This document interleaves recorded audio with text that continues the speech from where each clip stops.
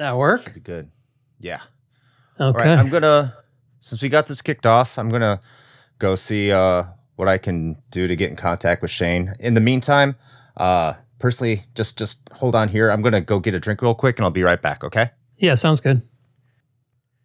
Let's look, Okay. make sure. 5, Audacity is still 4, running. 3, Yes, Audacity 2, is still running. 1. Here we go. All right. It's that time of year again. Let's get started. Open your ears and crack some beers. You're listening to episode -2 of Retro Hungunder.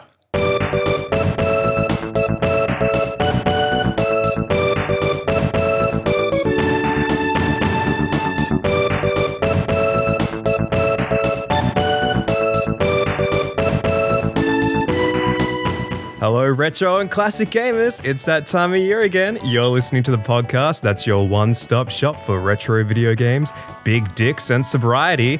This is episode -2 of Retro Hungunder.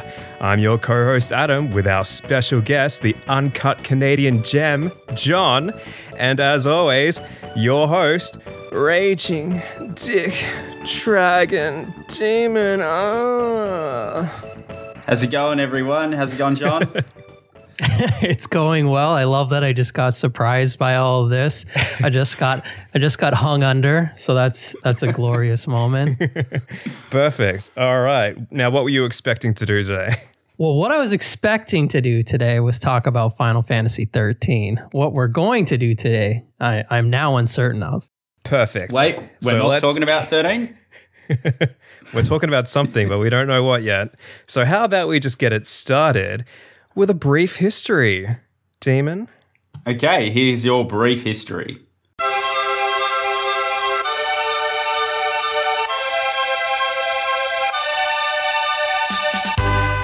By 2009, Square knew they had a hit on their hands.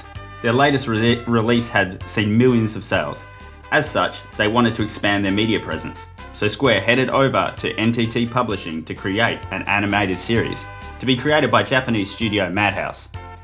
They would create this animated OVA to be part of a larger series of releases for Final Fantasy XIII called Fabula Nova Crystallis.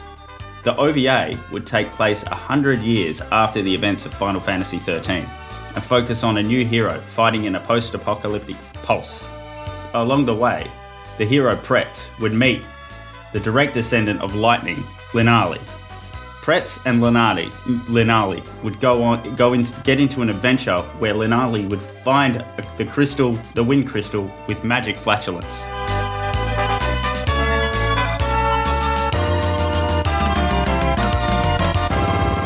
The OVA would span 4 episodes and would find itself released shortly after Final Fantasy XIII was released in Japan from March 21st, 2010 to July 21st of 2010. In Japan, it would be known as Final Fantasy: The Legend of the Crystals, but since Square didn't think American anime audiences played video games, they simply called the series Final Fantasy.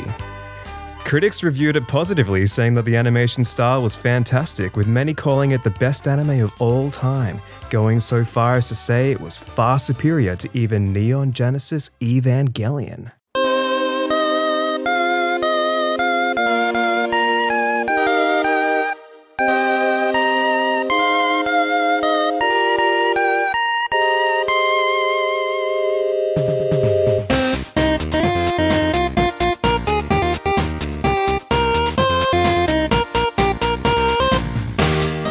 However, time has not been kind to the Final Fantasy OVA. Many people in Generation Z have called it mid, and said that it draws out a retelling of Final Fantasy XIII too much. Some said that throwing apples at Japanese schoolgirls hasn't aged well and feels oddly misogynistic, but surprisingly erotic. Kotaku claimed that just because it exists, it actively oppresses Australians and makes fun of poor people, and that it was also racist. Despite all of this, you can watch it on Game Pass with enhanced features, save states, and markers for whenever a character shows their bare chest. No matter the case, Final Fantasy Kuristaru Densetsu is a landmark in a series that moved it away from its CGI shackles and attempted to move Final Fantasy XIII away from mindless sequels. Had it been more successful, we may have been spared 13-2 and Lightning Returns. And that is your brief history of the Final Fantasy XIII OVA.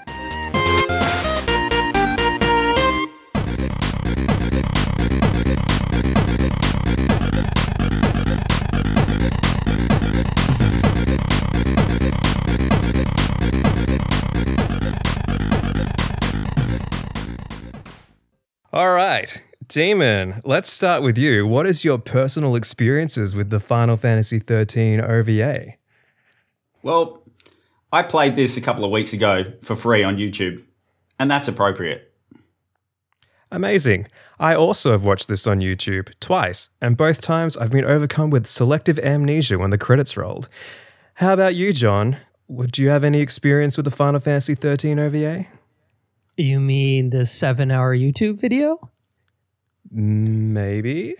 I'm glad what I watched wasn't 7 hours. I think what I watched was about an hour and 40 minutes. Maybe it's a familiar story that you've seen before about a girl looking for a wind crystal that gets stuck up her ass. Oh, Legend of the Crystal? Yes. My experience with Legend of the Crystal goes way back to when it dropped on VHS. Amazing. And did you like Elaborate. it? So for talking Final Fantasy Legend of the Crystal, and I elaborate on that, I'm thinking of the OVA that came across to VHS back in the late 90s. But when we slap a 13 element to this, oh, I'm confused as can be. Sounds great. Now, onto the plot and the writing. Raging Demon, give us a little brief rundown of what your experiences with the plot and the writing was. Well, I thought it had a unique plot. It had a MacGuffin, which was the wind crystal. It had some protagonists. There was a little bit of romance between, you could feel it. Nothing actually happened between Pretz and Lanali. And then you, of course, with Falcus and Rouge, who's a pirate airboat captain who steals motorbikes. And she, for some reason, commands an Amazonian tribe. They have this big epic team up and then obviously save the world. And yeah, I think it's got a unique, plot of character setup, like trial and challenge to overcome. And then obviously the team up and the resolution. Oh, and it has space travel and a dragon. So yeah, I think, that's my summary of the plot. And, I thought it was quite interesting. That is interesting, because my idea of the plot was slightly different. I believe it had something to do with a girl that goes on a journey to find the fattest crystal dildo she can possibly find, but gets more than she's bargained for.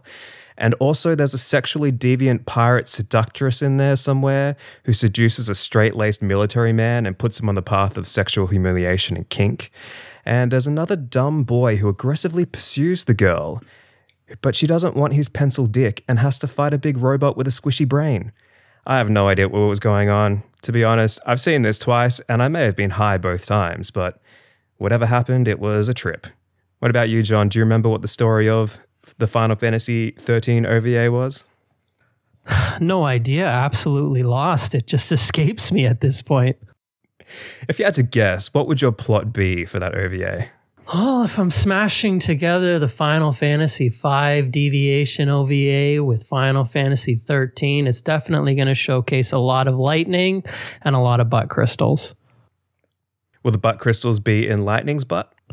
I don't know if I could do that to her, but the fans may need it. Fair enough. It'll move more copies of the game. That'll be the special collector's edition. Will come with a very Metal specifically shaped butt crystal that you can use on yourself or your loved one, if you so choose. Now, onto the gameplay.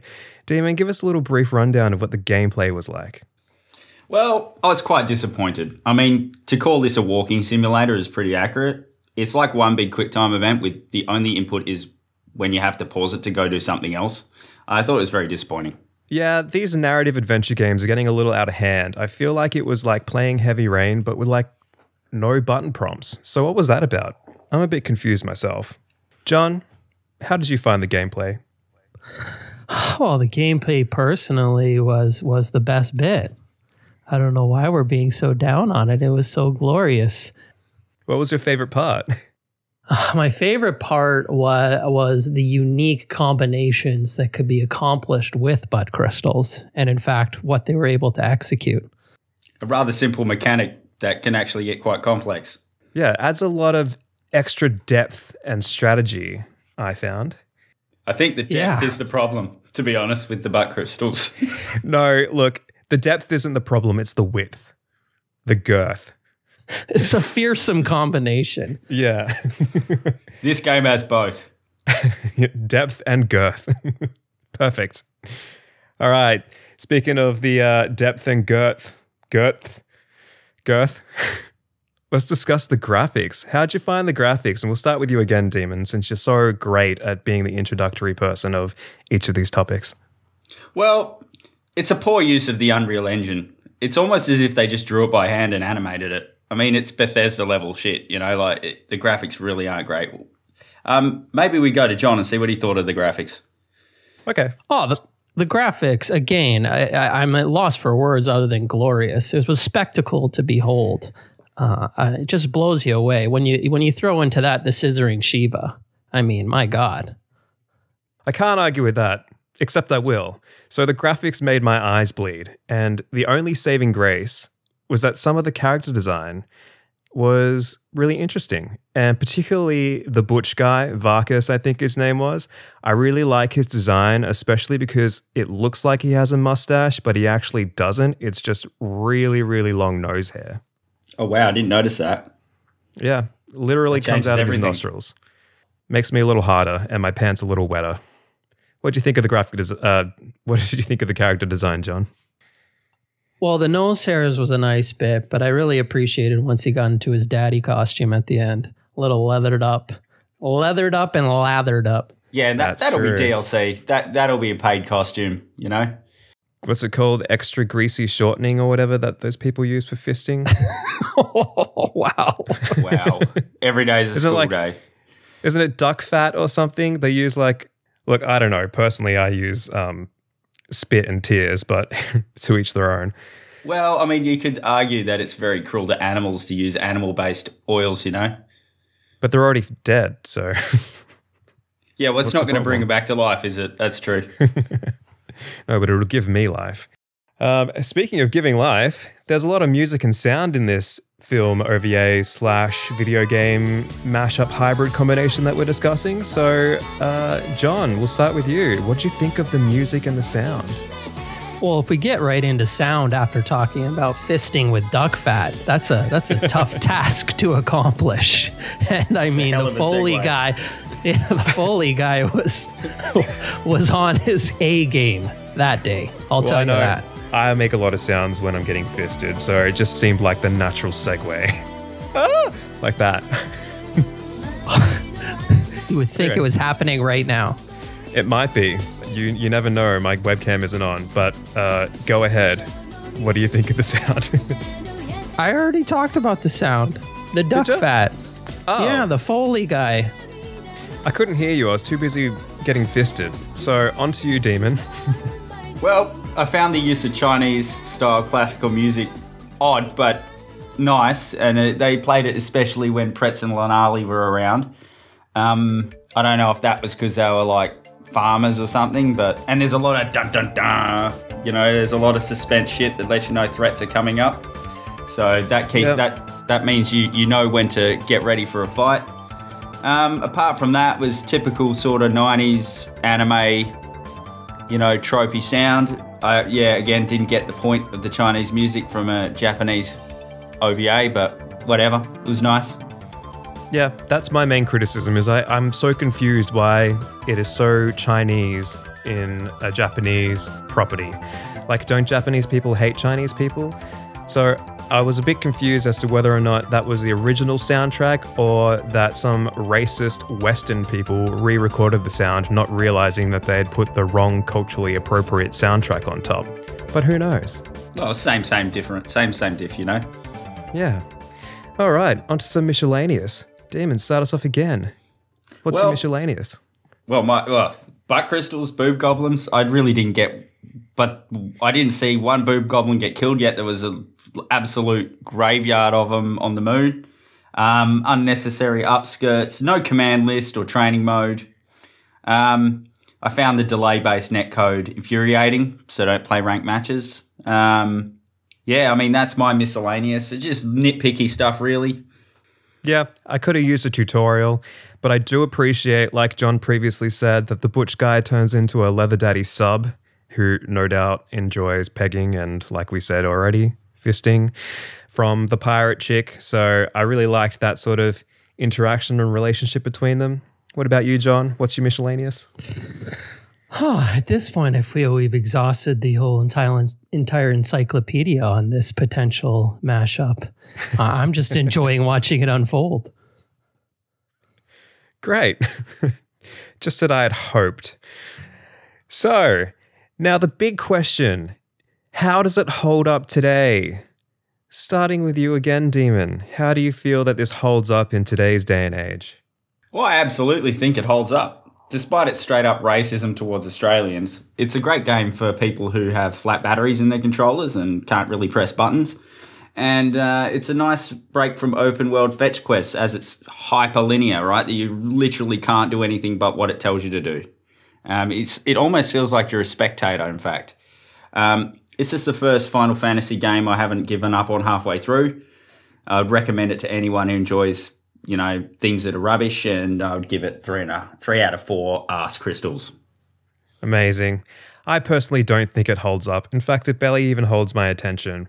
I don't know where I am right now or what's happening, so I think I might still be high.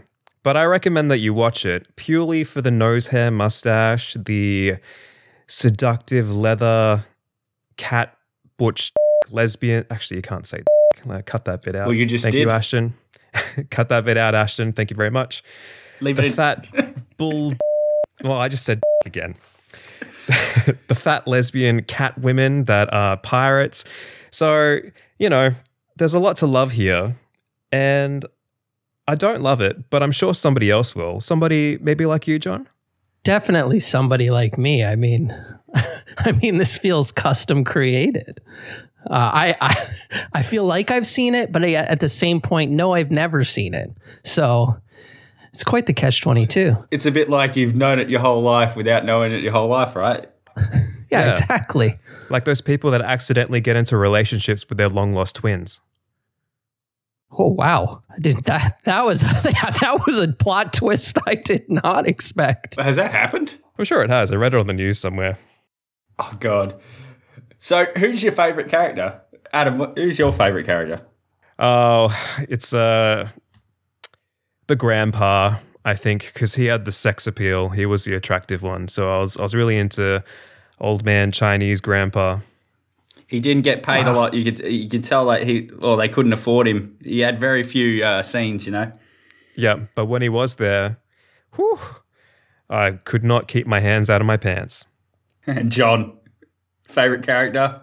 Every time I get introduced to a new aspect of this, I get lost again trying to find my way home. So I would say if I have to interject a character between all these crossovers, it's obviously going to be Lightning, my number one, my day one, my forever. Love that character. Beautiful. All right, I think that's about all we have time for today. So thank you very much, John, for being such a good sport. And thank you, Demon, again, for being a massive disappointment. You've been listening to the Retro Hungunder podcast. Sound like my parents. Hopefully we'll see you again next year. Thanks, everyone. Hey, I just got back from my drinks. It appears Shane isn't going to make it. Oh, hey, guys. Chris is on mute, so he can't he's fallen off his chair laughing, probably. I don't know what you're talking about. I just went to go get myself some gin and seltzer. I kept you waiting, John. I apologize. Shane said he couldn't make it tonight. Is everything okay? Everything's fine. Fine. Fine is an understatement. Very much an understatement. Every time you ask someone to do a podcast around March, people are going to be like, no, fuck that. I should have known better. By the way, thank you for being such a good sport, John. I really do appreciate it. I had a great time listening to you all. Thanks, Demon. Thanks, Adam. No worries. No really problem. do appreciate what Amazing. you did. You guys are amazing yet again. God. So, first of all, we are actually having a Final Fantasy XIII episode that is going to come out on April 16th. We are not recording that presently. John, I think everything's kind of falling into place now, isn't it? Yeah. Just still blown away. Every time, last time we did that, I just imagine someone getting ready like for a game they fucking love with a big page of notes and I'm going to talk about this, I'm going to talk about that. And Well, that was Mars Llama last time. I felt so bad afterwards. I'm like, oh my God, we crushed him. But it makes such good content though. That's one of the best things about this channel and everyone involved. I'm derailed. Just so surprised. So before we wrap this one up, and once again, I'll say again, we are going to have John back on for our Final Fantasy 13 episode, which will be coming out April 16th as the time of this recording. But before we head out, let's kick it over to Raging Demon, a patron, as everyone in this episode is a patron of the Retro Hangover podcast. Thank you very much. But kick it over to Raging Demon. So how about you plug yourself and where we can find you on the internet and your podcast? well, all you have to do is just type in command list with a K into, Apple Podcasts, Spotify, or whatever, and you'll find our podcast there. So I do appreciate it if people give it a listen and try it out. It is only about fighting games, but I like to think it's still entertaining, even if it's not your favorite genre. So, yeah, I would appreciate the listens. Awesome. All right. Thanks, Steven. Yeah, go check out Command List. And Adam, you've been on the show before, but in case people haven't heard your wonderful voice either here or on the King of Games 92, which you are a part of, how about you go ahead and tell them where they can find you and your wonderful show? Okay, well, you can find us on me. You can find me, not them. Actually, you can find Chris and John. Also, on The Good, the Bad, and the Butt.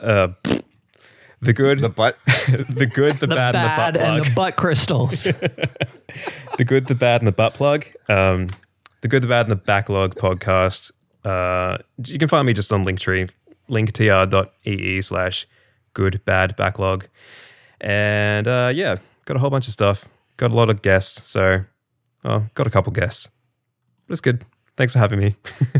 All right, awesome. And of course, John, the man of the half hour here. Where can we find you on the internet if you have anything to plug? I have nothing to plug, but I'm always on the RHP Discord. Great place to be. All right, thanks. And if you're listening to this, yes, this is a joke episode. There's probably a lot of inside jokes, which John just referenced in the Discord. So if you're part of the Discord, this episode would have been so much better, so much more enjoyable. Not saying it wasn't, because, man, these Aussies killed it. But if you want to be more on the insideness and know all these people, just head over to our link tree, which is linktr.ee/retrohangover. And you can find the Discord link there, in addition to all our other links that we have on the social medias and our streaming Sundays, which are on twitch.tv/retrohangover at 9 p.m. Eastern time. You can come and you can join us there. And if you missed that, you can find it on our YouTube. But that's all I have for today. Thanks again. You guys were wonderful. You guys killed it.